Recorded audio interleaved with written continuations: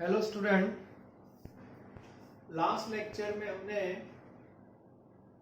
Ionic crystal में positive negative का arrangement कहाँ पे होता है वो देख लिया। होल जो है टेट्रा ऑक्टा दोनों का लोकेशन कहाँ पे है वो भी क्लियर कर दिया। एफसीसी के साथ उसका प्रोपोर्शन क्या है 1:1:2। इसके दो फॉर्मेट है, एक क्लोज प्रोपोर्शन फॉर्मेट और एक open, and both are very important. आज का जो लेक्चर है उसमें हम NaCl और पर्टिकुलर सीजियम क्लोराइड और थोड़ा जिंक सल्फाइड उसमें जो आयन है वो कहाँ पे कांटेक्ट में होते हैं उसके बारे में हम डिस्कस करेंगे।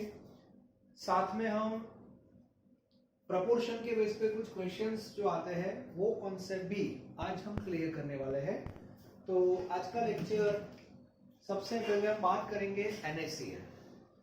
तो लास्ट लेक्चर में हमने देखा कि NaCl जो है उसमें Na+ और Cl- कहाँ पे होते हैं। तो आपने बताया था Cl- FCC में होता है, मतलब यूनिट सेल का जो कॉर्नर है वो और फेस वहां पे Cl है, और Na+ ऑक्टा में होता है। और ऑक्टा कहाँ पे होता है तो एक सेंटर में था और एक एज पे था। तो नॉर्मली NaCl में ये जो हमारा यूनिट सेल है पूरा पोर्शन में आपको नहीं दिखा रहा हूं, लेकिन थोड़ा एक हिस्सा में आपको बता रहा हूं।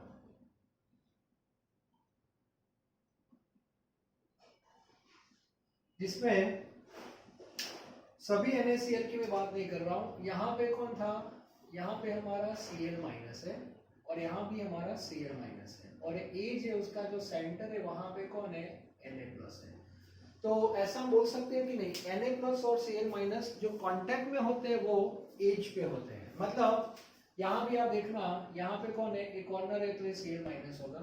अब ये एज है तो यहाँ पे कौन होगा Na+ होगा। कहीं पर भी आप जाओ, ए जो है आपका एक कॉर्नर है तो यहाँ पे कौन होगा Cl-, यहाँ पे कौन होगा तो Na+ होगा, यहाँ पे भी Na+ होगा। मतलब जो एज होती है, एज वहां पे दोनों आयन कांटेक्ट में रहेंगे। तो इसको थोड़ा अलग हम दिखाते हैं, जैसे Cl- आपका यहाँ पे है, Cl- है। ओके, चलो उसके बाद कांटेक्ट में कौन आएगा Na+। तो Na+ यहाँ पे है, उसकी साइज मैं थोड़ी छोटी दिखा रहा हूँ। तो ए जो आपका है ये Na+ है। ओके, और दूसरा कॉर्नर ए रहा, मतलब ए पोर्शन को मैं अलग से दिखा रहा हूँ, ए पोर्शन को, ठीक है, याद रखना। तो यहाँ पे है वापस Cl-। तो लॉजिकली समझ में आ गया होगा कि Na+ और Cl- कांटेक्ट में देखो ऐसे होते हैं। ओके, और ए जो डिस्टेंस है इसको हम क्या बोलते हैं एज, ठीक है। तो यहां से हमें इंपॉर्टेंट रिलेशन मिलेगा। यहाँ पे आप देखना, तो ये जो ए है दैट इज इक्वल टू, इसमें टोटल 4 रेडियस है, लेकिन मेटालिक में क्या था, डायरेक्ट हम 4r ऐसे 2r ऐसे लिख देते हैं। तो यहाँ पे ऐसा नहीं होगा। यहाँ पे ये जो एज है that is made up of 2 ion, Na+ and Cl-।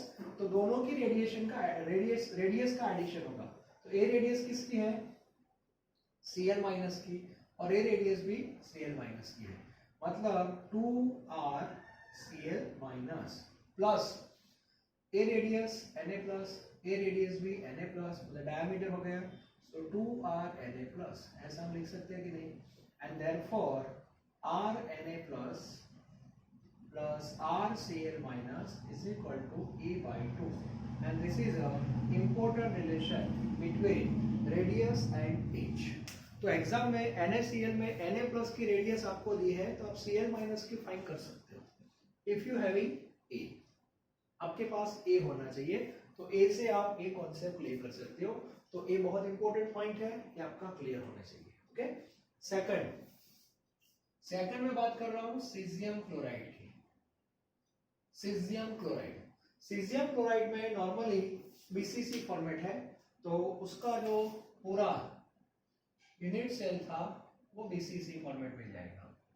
और BCC में आपको पता है कि कौन कहां पे होता है, तो ये आपका BCC है। चलो यहाँ पे पॉइंट आ जाएगा। अब यहाँ पे मान लो कि ये जो पॉइंट है ये सब कॉर्नर है, तो कॉर्नर पे कौन होगा, Cl माइनस होगा। ये कॉर्नर पे सभी कॉर्नर के ऊपर Cl माइनस है।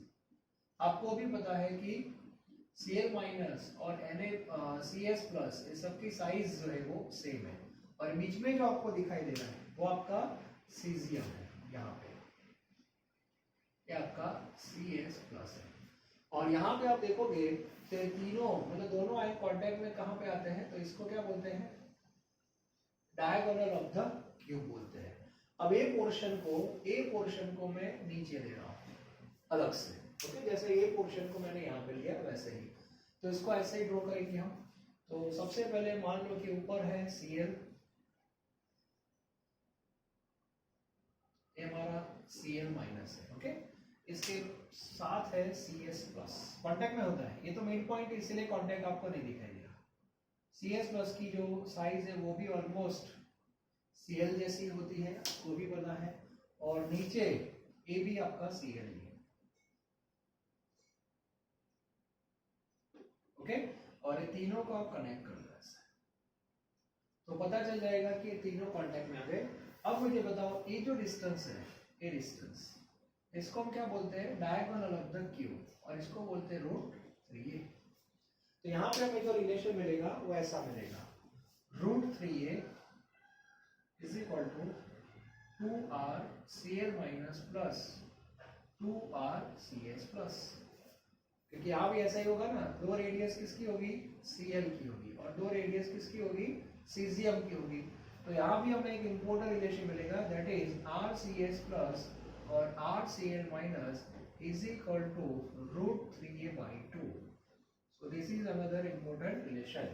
ये सब इंफॉर्मेशन आपका कॉन्सेप्ट क्लियर होता जाएगा, मेटालिक और आयनिक के बीच में क्या डिफरेंस है वो भी क्लियर हो जाएगा, और इससे रिलेटेड JEE नीट में जब MCQs आते हैं तो आपको पता होना चाहिए, ओके। चलो अब बात करते हैं third crystal, that is zinc sulphide. अब जिंक सल्फाइड में एक प्रॉब्लम है, क्योंकि 100% जो टेट्रा होल है वो इसमें ऑक्यूपाई नहीं है, और इसीलिए यहाँ पे इश्यू क्या आता है कि इस टाइप का कोई रिलेशन डेवलप नहीं होगा, लेकिन Zn2 प्लस डायगोनल पे रहेगा, लेकिन वो कितने डिस्टेंस पे है वो हम पता कर सकते हैं। तो उससे रिलेटेड थोड़ा मैं आपको आइडिया दे दूं, मान लो कि आपका FCC था,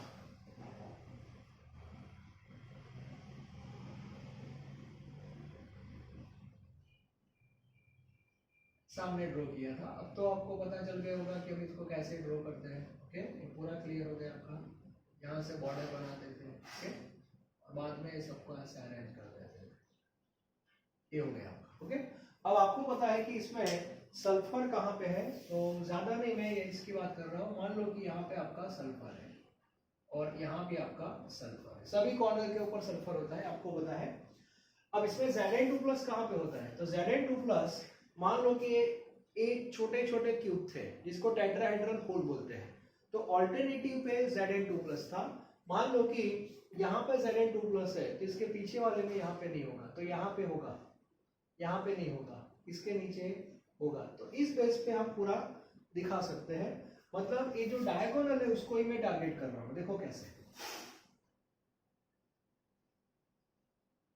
तो एक्चुअली यहाँ पे होता है S, ये S-2 है, इसके बाद दूसरा S-2 यहाँ पे है, ये सामने वाला डायगोनल का, ये हमारा पूरा एक डायगोनल हो गया, ये डायगोनल यहाँ से यहाँ तक का एक पूरा डायगोनल हो गया, ठीक है। अब इसका सेंटर यहाँ पे है, इसका सेंटर है। अब Zn2 प्लस कहाँ पे होता है, देखो Zn2 प्लस जो होता है वो यहाँ पे होता है, यहाँ पे Zn2 प्लस है, ओके। और दूसरी बात, ये डायगोनल हमारा हो गया, ये डायगोनल है, मतलब यहाँ पे Zn2 प्लस होगा तो सामने वाला जो क्यूब है छोटा वहां पे नहीं होगा, मतलब ये प्लेस है वो मिसिंग रहेगा। तो यहाँ पे ऐसा कोई रिलेशन जैसे यहाँ पे बना है ऐसा रिलेशन नहीं बनेगा, लेकिन Zn2 प्लस कितने डिस्टेंस पे वो हम पता कर सकते हैं, ओके। तो ये पूरा जो डिस्टेंस आपका है, पूरा डिस्टेंस यहाँ से यहाँ तक का डिस्टेंस, यहाँ से यहाँ तक का डिस्टेंस कितना है, √3a, ठीक है। तो यहां से ये डिस्टेंस क्या हो गया आपका, ये डिस्टेंस ये रूट 3a/2 होता है, और Zn2 प्लस इसका भी हाफ है, तो यहां से यहां तक का डिस्टेंस होता है, और ये डिस्टेंस होता है रूट 3a/4, रूट 3a/4 ऐसा हम बना सकते हैं। मतलब ये दोनों, ये डिस्टेंस जो है वो रूट 3a/4 हो जाएगा। मतलब ये पूरा डिस्टेंस रूट 3 है, इसका आधा रूट 3 है, और इसका भी आधा में ये दोनों कांटेक्ट में होते हैं। मतलब कांटेक्ट में कहां पे होते हैं वो आप बता सकते हो, कांटेक्ट में कहां होते हैं, रूट 3a/4 पे कांटेक्ट में, मतलब 1/4 डायगोनल का जो 1/4 डिस्टेंस है वहां पे ये दोनों एक दूसरे के कांटेक्ट में रहेंगे। तो ये जिंक सल्फाइड के बारे में ज्यादा कुछ इंफॉर्मेशन नहीं है, लेकिन ये दोनों बहुत इंपॉर्टेंट है। क्लियर? क्योंकि ये वैकेंट है ना, इसलिए हम रिलेशन ऐसा बना नहीं सकते। तो इस बेस पे ये तीनों इंपॉर्टेंट आयोनिक क्रिस्टल यहाँ पे कंप्लीट हो गए हैं। अब जैसे मैंने आपको बताया था कि एफसीसी में O और T दोनों है, दोनों का प्रोपोर्शन भी है, और ओपन प्रोपोर्शन भी मैंने आपको बताया था, क्लोज प्रोपोर्शन भी मैंने आपको बताया था। तो उससे रिलेटेड कुछ क्वेश्चंस जो है टेक्स्ट बुक में भी दिए हैं, लेकिन टेक्स्ट बुक वाले जो क्वेश्चन है वो अलग से लेक्चर में डिस्कस करेंगे। लेकिन अभी ये जो हमारा टॉपिक है उससे रिलेटेड मैं आपको कुछ क्वेश्चंस बता रहा हूँ जो क्लियर होना चाहिए। तो सबसे पहले इसका एक अच्छा सा स्क्रीनशॉट ले लो, उसके बाद हम वो टॉपिक में आगे बढ़ रहे हैं। Okay,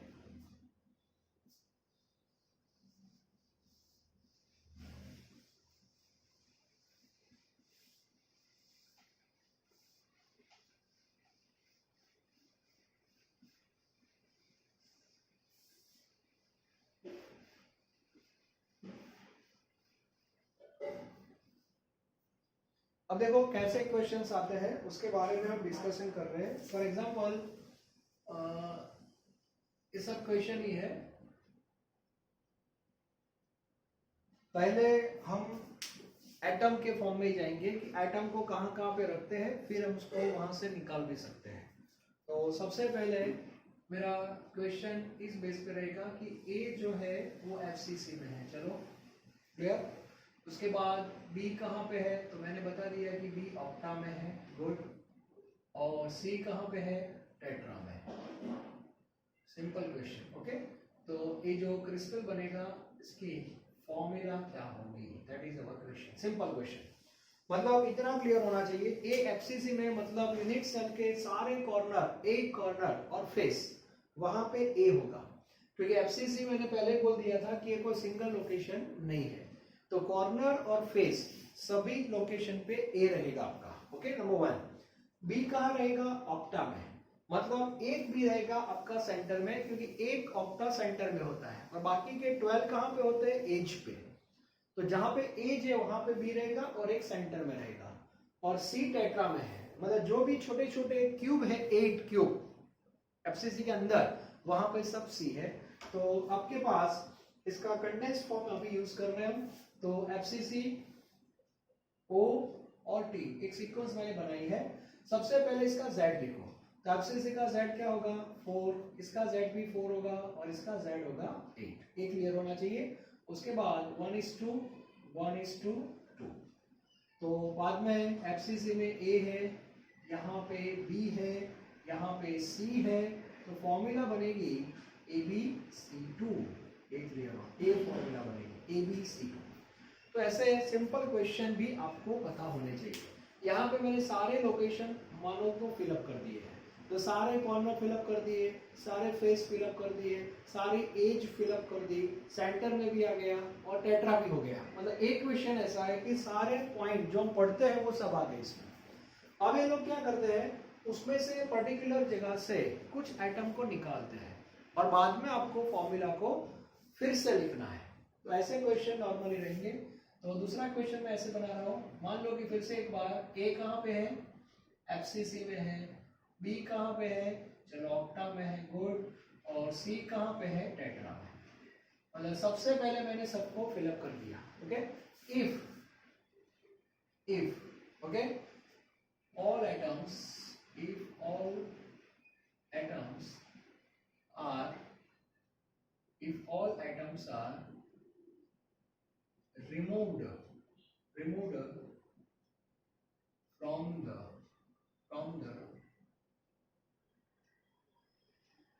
diagonal of face, one of the diagonal. Diagonal तो फेस के बहुत सारे होते हैं, उसमें एक ही डायगोनल लेना है बस, one of the diagonal of face. So formula, अब फॉर्मूला क्या होगी, ठीक है। तो ऐसा एक क्वेश्चन है, मतलब सबसे पहले सबको रखना है, उसके बाद निकालना है। तो इसमें हमें जब मिसिंग वाले क्वेश्चंस होते हैं तो उसमें जो हमारा ओपन प्रोपोर्शन वाला कॉन्सेप्ट है वो आपको यूज करना है। सबसे पहले मुझे बताओ कि जो निकालने हैं वो कहां से निकालना है, डायगोनल ऑफ द फेस। तो आपको पता होना चाहिए कि आपके सामने फेस है, ओके, और फेस मतलब इसका डायगोनल ले रहा, तो ए डायगोनल पे टोटल 3 एटम्स आएंगे, 2 कॉर्नर के आएंगे और एक फेस का आएगा, मतलब टोटल हमें 3 एटम यहां से निकालने हैं। तो कहां से निकलते हैं वो क्लियर होना चाहिए। तो हमें कहां से निकालना है वो क्लियर कर दो। तो हमें कॉर्नर से 2 निकालने हैं, क्लियर हो गया, और हमें फेस जो है वहां से 1 निकालना है बस। बाकी सब जो लोकेशन है वो एज इट इज रहेंगे। अब हम फॉर्मूला बनाने जा रहे हैं। तो सबसे पहले वो फॉर्म यूज करेंगे, ए वाला नहीं, एफसीसी को 2 पार्ट में डिवाइड किया था, कॉर्नर और फेस। तो वो फॉर्म यूज करेंगे हम, कॉर्नर इसके बाद फेस। चलो, ओ है उसके भी 2 पार्ट थे, ओ सेंटर और ओ एच और ए, क्योंकि सब अंदर है ना इसलिए। चलो, अब कॉर्नर से आपको कितना हिस्सा मिलता था, 1/8। अब 2 कॉर्नर देखो गए, तो यहाँ पे इंटू 8 नहीं आएगा, इंटू 6 आएगा। फेस जो है वहां से 1 गया, मतलब इंटू 6 ना इंटू 5। अब यहाँ पे कोई इश्यू नहीं है, यहाँ पे कोई एटम मिसिंग नहीं हो रहा है, तो इसका पार्ट एज इट इज रहेगा, ओके। चलो, तो यहाँ पे 6/8, 6/8 मतलब 3/4, यहाँ पे हो जाएगा 5/2, यहाँ पे 1, यहाँ पे 3 और यहाँ पे 8। चलो, अब इसको एलसीएम में कन्वर्ट करते हैं। तो टोटल एलसीएम रहेगा आपका 4, तो यहाँ पे 3:10, 4, यहाँ पे 12 और यहाँ पे 32। अब इसको थोड़ा क्या करें, कंबाइन कर देते हैं। सो इन दोनों का एडिशन एफसीसी वाला है, मतलब 13 हो गया, ये हो गया आपका 16 और ये हो गया हमारा 32। अब इसमें से भी यदि कॉमन निकलता है तो आप ट्राई कर सकते हो, लेकिन मुझे लगता है कि यहाँ पे कोई कॉमन निकलना नहीं है। तो अब आपकी फॉर्मूला फिक्स हो गई। ए लोकेशन मैंने कंबाइन कर दिया, ए एफसीसी है, ए ऑक्टा है और ए टेट्रा है। मतलब 13 एप्लीकेबल फॉर ए, मतलब A13, 16 applicable for B and 32 ये हो जाएगी फॉर्मूला, ओके। तो इस बेस पे हम क्वेश्चन सॉल्व कर सकते हैं। तो ऐसे ऐसे लोकेशन को हमें टारगेट करना है। दूसरा एक क्वेश्चन लेते हैं डायगोनल। चलो, ये मैंने कौन सा डायगोनल लिया था, फेस का। आप क्यूब का डायगोनल भी ले सकते हो। तो फिर से एक बार, ए कहाँ पे है, एफसीसी में है, बी कहाँ पे है, ऑक्टा में है, और सी कहाँ पे है, टेट्रा में। चलो, सबसे पहले सबको फिलअप कर दो, ठीक है। मैं जनरल बात डिस्कशन कर रहा हूं। If all atoms are removed from one of the diagonal of cube, okay, so formula। तो इस बार आप एटम को कहां से निकाल रहे हो वो भी क्लियर होना चाहिए। इस बार मैं एटम को कहां से निकाल रहा हूं, ये जो क्यूब का डायगोनल है वहां से निकाल रहा हूं। क्यूब का डायगोनल मतलब ऐसे होता है। तो क्यूब के डायगोनल में कितने एटम आएंगे वो पहले क्लियर होना चाहिए। तो क्यूब का जो डायगोनल होता है उसमें सबसे पहले कॉर्नर, तो कॉर्नर जो है उसके 2 जाएंगे, क्लियर। डायगोनल है तो कॉर्नर के 2 तो जाएंगे, फिर फेस का हो या क्यूब का डायगोनल हो। अब थोड़ा संभल के, यहां बीच में कितने और लोकेशन आते हैं वो क्लियर होने चाहिए। एक आता है सेंटर एक निकलेगा, वो किसका सेंटर है, ऑक्टा का। तो ऑक्टा सेंटर 1 गया, ओके। अब थोड़ा दिमाग लगाओ, जब क्यूब का डायगोनल ऐसे पास होता है तो बीच में 2 होल्स आते हैं, वो क्यूब वाले छोटे छोटे, एक यहाँ पे आएगा, एक सामने वाले पे भी आएगा, मतलब इसको बोलते हैं टेट्रा। तो 2 टेट्रा भी आपके जाएंगे यहां से, तो टेट्रा 2 गए, मतलब टोटल यहाँ पे क्यूब का जो डायगोनल है उसमें टोटल 5 एटम्स आपको निकालना है, और बाद में ऐसा रिलेशन आपको सेट करना है। तो सबसे पहले रिलेशन, ये जो क्वेश्चन है इसका मैंने यहाँ पे लिखा ही हुआ है, इसका भी आप एक अच्छी तरह फोटो ले लो। यहाँ पे थोड़ा करेक्शन कर रहा हूँ बस, ज्यादा कुछ नहीं। ओके, तो सबसे पहले चलो ये हमारा हो गया है। ओके, चलो अब इसको यहाँ पे सेट कर रहे हो। चलो कॉर्नर 1/8 इंटू 6, फेस पे कोई इफेक्ट नहीं आने वाली, मतलब 1/2 इंटू 6 रहेगा। ये पूरा आपका गया मतलब 0, और एज एज इट इज, और ये 8 की जगह यहाँ पे हो जाएंगे 6 हो जाएंगे। ठीक है, तो अब देखो क्या होने वाला है। तो अब पूरा रिलेशन ऐसे चेंज होगा। तो ये 6/8 है, मतलब फिर से एक बार ये 3/4, यहाँ पे 3 रहेगा, ये 0, यहाँ पे 3 और यहाँ पे 6, 4 एलसीएम आएगा। सो 3:12, यहाँ 0, यहाँ पे 12 और यहाँ पे 24। ओके, इन दोनों का एडिशन क्या होगा? इन दोनों का एडिशन होगा 50, इन दोनों का एडिशन होगा 12 और इसका एडिशन होगा 24। कॉमन निकल रहा है 3, सो 3 कॉमन निकलेगा तो यहाँ पे 5, 3 4 जा, यहाँ पे 3 8 जा। तो फॉर्मूला आपकी हो गई A5 B4 और C8, A5 B4 C8। तो ऐसे हम फॉर्मूला बना सकते हैं। तो FCC O और T, ये लोकेशन भी आपके यहाँ पे कंप्लीट हो रहे हैं, और ये टॉपिक बहुत ही इंपॉर्टेंट है। और ऐसे हाइपोथेटिकल सेल हम बनाते हैं, फिर उसमें से एटम को निकालते हैं। तो आपको शेयरिंग कॉन्सेप्ट क्लियर होना चाहिए, और किस कॉर्नर से, फेस से, डायगोनल पे कहाँ से एटम निकलते हैं, उसका पूरा नॉलेज, पूरा कॉन्सेप्ट आपका क्लियर होना चाहिए। मतलब आपको इमेजिन करना है, क्लासरूम के अंदर ही सारे लोकेशन है। आप एग्जाम में जब क्लास में बैठते हो तो आपके सामने वो क्लास क्यूब ही है, बस उसको थोड़ा समझना है कि कॉर्नर कहाँ पे है, फेस कहाँ पे है, डायगोनल क्या है, ऑक्टा कहाँ है, टेट्रा कहाँ पे है, ये पूरा क्लियर होना चाहिए, और वहां से आपको आंसर मिल जाएगा। ओके, तो आज का लेक्चर जो था वो स्पेसिफिकली ये सब बातों पे था, और ये बहुत इंपॉर्टेंट डिस्कशन था आज के लेक्चर में। अब जो हमारा नेक्स्ट लेक्चर आने वाले हैं उसमें हम जनरल डिस्कशन करने वाले हैं यूनिट सेल के बारे में। हमारी टेक्स्ट बुक में शुरू में ये सब पॉइंट्स दिए हैं कि टोटल यूनिट सेल कितने होते हैं, टोटल क्रिस्टल कितने हैं, उसके डेविएशन क्या है, उसके पैरामीटर्स क्या है, ये सब शुरू में हमें बताया है। लेकिन वो थोड़ा ऑकवर्ड होता है इनिशियल लेवल पे ये सब पढ़ना। अब मैंने पूरा क्यूब क्रिस्टल आपके सामने रख दिया है।